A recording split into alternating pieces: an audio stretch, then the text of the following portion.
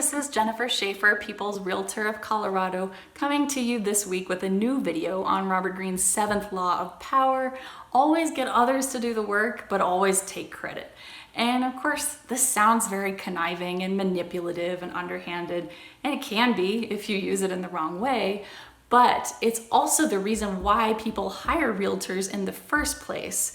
Because realtors have access to information and tools that aren't available to the general public, but can be incredibly useful and important in making sure that their clients walk away with the best possible deal. And one clear example of this is RPR, which stands for Realtors Property Resource. And this is essentially the most massive database on properties in the United States. It has over 826,000 active listings, plus data on 56 million off-market properties. So it's huge. But on top of that, it makes determining the value of a property very quick and easy. And there really is one tool in particular called the RVM, which stands for Realtors Valuation Model. This is considered to be the most reliable automated tool for finding a property's value. And so, as a buyer or a seller, it's incredibly important if you're going into a negotiation to have accurate information and grounds to justify your argument about what a property should buy or sell for. So, as an example, let's say you're a buyer and you love a home that you just saw online, but the price looks a little too high. So you and your realtor can actually go in and try to figure out how the other side derived that valuation. And you can figure out, oh, yeah, they included a comp that was an outlier, and it was an outlier because it has things that this property doesn't, like an indoor basketball court or a swimming pool, or happens to be in a more prestigious school district. There's a wealth of information like that available in RPR. It's just a few examples.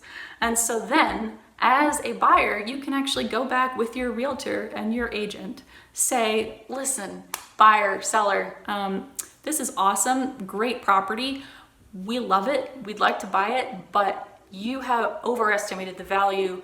You need to come down to this to make it a fair transaction.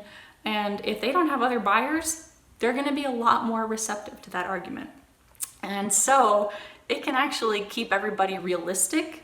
And on the other side, it works as well. If a buyer comes through and they're interested in the property, but the value they offered is just too low, then the seller's agent can go back in and try to figure out exactly how they derived that amount. And if it comes to a situation where, they included a non-arm's length transaction where it was between two family members and they were definitely intentionally giving each other a sweetheart deal because they actually wanted to prioritize their family's needs instead of getting the best possible price, then you can tell the other side, you need to exclude that comp in deriving the valuation, and here's why. And that kind of information is so powerful because you have a much better chance of actually having a successful transaction and closing a deal if everybody is on the same page, looking at the truest, most accurate information available and justifying their arguments to the other side based on facts. So that is a clear example of Robert Greene's 7th law of power. Get others to do the work for you, but always take credit. Because the reality is you might be a top-notch researcher and you might feel like you could find this information yourself. Even if that is true, it'll probably take a lot more time, money, efforts, resources than it would take for a realtor to go in and make a few clicks and figure out exactly what's going on. So, get others to do the work for you, but always take credit in the form of a better deal, the best possible deal, more confidence, or more peace of mind. Robert Greene's 7th law. I'm Jennifer Schaefer, People's Realtor of Colorado.